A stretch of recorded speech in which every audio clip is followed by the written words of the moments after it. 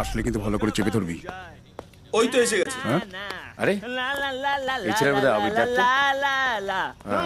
এই তোর নাম আবির? আমার নাম জানার জন্য মাঝরাতে আমার বাড়ির সামনে ধর্ণা দিয়ে বসে আছেন। কবিতা আর অজয় কোথায়? আরে বাবা, কে কবিতা কে অজয়? কেন মাঝরাতে আমার মটকাটা গরম করছেন বলুন তো? আর আমি কারো ঠেকা নিয়ে রাখিনি, ঠিক আছে? যা জিজ্ঞাসা করছি তার ঠিক ঠিক জবাব দে। তুই আর অজয় একসঙ্গে পড়াশোনা করতিস না? অজয় আমাদের মেয়েকে নিয়ে পালিয়ে গেছে। হ্যাঁ হ্যাঁ, হোয়াট আ গুড নিউজ ইয়ার। বেটা ফাটিয়ে দিল। এই এক মিনিট এই খবরটা আমাকে সবাইকে দিতে হবে তো। এই শোন, কালকে পার্টি হবে রে। আরে আমাদের অজয় একটা মেয়েকে নিয়ে পালিয়েছে। হ্যাঁ এ আচ্ছা বলতো, এটা আমাদের কত নম্বর কেস? 20। Mind blowing. এই শোন না, এই খবরটা সবাইকে দিয়ে দে। সুভাষকে আমি বলে দিচ্ছি, আর এদের বিয়ের খরচটা কিন্তু আমার। আবে ওই, আমার মোবাইল দিলে তো তোকে পাঠিয়ে 3 দিন মায়ের আঁচল ধরে থেকে তবে কি একটা মোবাইল পেয়েছিলাম। আর তোমরা সালা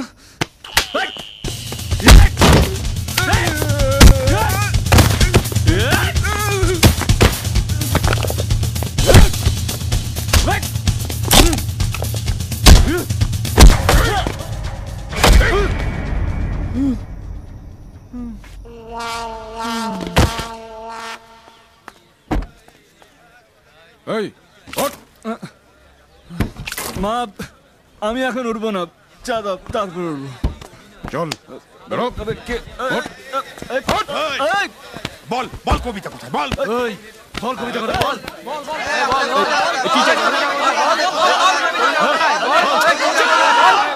এই কি প্রবলেম তোমাদের? আমাদের মেয়ে কোথায়? এই দেখো, আবার ঠাম্মাও চলে এলো। ও ঠাম্মা, কার মেয়ের কথা বলছো তুমি? আবে ওই গায়ে দিলি কেন? তোর বাড়ির সামনে এসছি বলে যা ইচ্ছে তাই করবি না? হাত নামাও। এরা সবাই আমার গ্রামের লোক, আমাকে সম্মান করে। এরা যা জিজ্ঞেস করবে তুমি তার উত্তর দেবে। ওকে বলুন, আপনাদের কি কি প্রশ্ন আছে জিজ্ঞেস করুন, কিন্তু আপনাদের সব কটা প্রশ্নের একটাই উত্তর আমি জানি না। এবার মুখ না খুললে কিন্তু তুই মারা পড়বি আমার হাতে। আপনারা একটু বোঝার চেষ্টা করুন না। ছেলেমেয়েরা প্রেম করবে, এটা কমন কেস। গার্জেনরা মেনে নেবে না, এটাও কমন কেস। এর মধ্যে কারো প্রেম চটকে যায়, আর যার বুকে পাঠা আছে তারা মেয়ে নিয়ে পালায়, কমন কেস। আপনারা কেন শুধু এটাকে নিয়ে ক্যাচাল করছেন? তুমি এখন আমাকে চেনো না, তাই মুখ দিয়ে খই ফুটছে। যতক্ষণ না আমি আমার মেয়েকে পাচ্ছি তুমি এই গ্রাম ছেড়ে কোথাও যাবে না। ছোট, ওদিকে খেয়াল রাখবি। হ্যাঁ ঘুমিয়ে পড়বি না। আচ্ছা। কতদিন পর দেখা। হ্যাঁ ইস, কি রোগা হয়ে গেছিস রে, কুছ লেতা কিউ নেই? রোয়া গেছি? হ্যাঁ সালা একটা লাথি মারবো। আমার নামটা কে বলেছিল? হ্যাঁ কে বলেছিল? তুই বলি তো। আমি বলেছি সবার নাম তো তুই বলেছিস, মারবো এক। এই শুন, মেয়েটা দেখতে কেমন রে? নিয়ে পালাবার মতো? এই এসব কথা বলো না, শুনলে নরবলি দেবে। চেনো না তো, এলাকার একজন হোমরা চোমরা লোক। ওর মেয়ের দিকে ভয় কেউ তাকায় না, আর শালা অজয় ওকে নিয়েই পালালো। ছাড় তো, এই আমাদের আগে 19টা কেস মনে নেই? আরে আমরা সবকিছু এভাবেই। এই আবে ওই কি এটা কোথা থেকে এসছে? আরে রং নাম্বার। বললাম আমাদের সুভাষের কথা, তুলে আনলো এটাকে। এই কথাটা আমি সবাইকে বোঝানোর চেষ্টা করছি। আমার নাম কমরেড সুভাষচন্দ্র শাসমল। আমি না এখানকার কিচ্ছু চিনি না, এতে যে কি ইস্যু আমি তাই জানি না।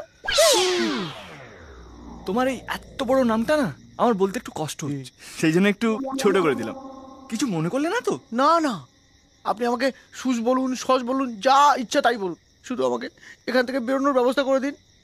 আমাকে শুধু অপহরণ করেই চলে এলো। এভাবে যদি আমাকে এখানে ফেলে রাখে না, একদিন আমাকে নিয়েও বই লেখা হয়ে যাবে। সুভাষ ঘরে ফেরে নাই। এই হ্যাঁ, কাল কলকাতা যাওয়া ট্রেন কটায়? ভোর 5টায়। কি করবি বলতো? পালাবো। আরে তোর কি মাথা খারাপ হয়ে গেছে নাকি? ওদের চিনিস? ধরতে পারলে না আমাদের কেটে ফেলে দেবে। সব কটা রেগে বুনো ষাঁড় হয়ে আছে, এইখানে থাকলে গুছিয়ে মেরে ফেলবে। এই তোরা কেউ পালাবি? হ্যাঁ আমি পালাবো। আমি আছি তাহলে আমি আছি। সকাল 4টে, ওকে? আচ্ছা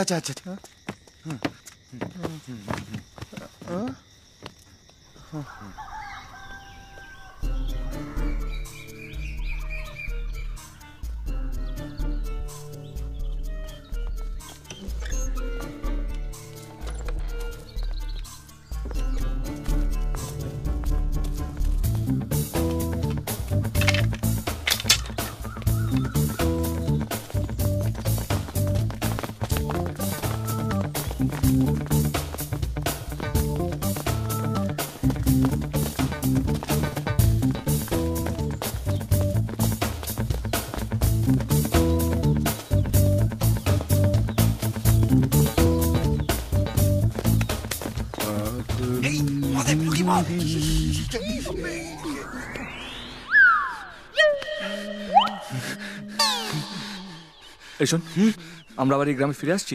মনে হয় না, এমনিতে আসার কোনো কারণ নেই যদি না জমে থাকে। তাহলে দাঁড়া, আমি একটু মহাদেবের মাথায় জলটা ঢেলে আসি। হ্যাঁ,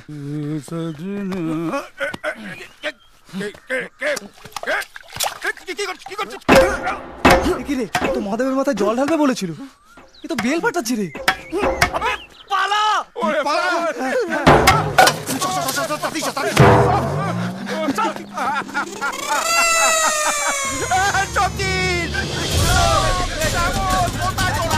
ওরা পালিয়ে গেল।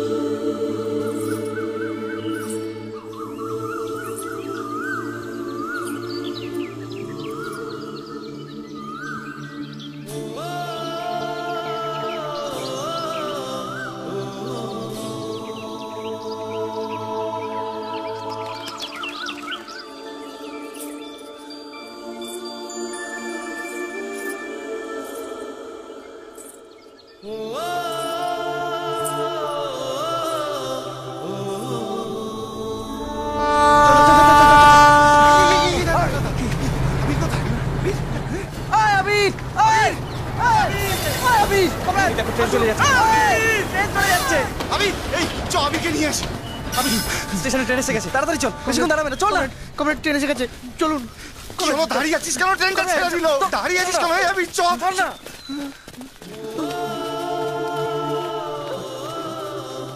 কমরেড, এখন আমাদের কি পজিশন? যাওয়ার কথা নিজের বাড়ি,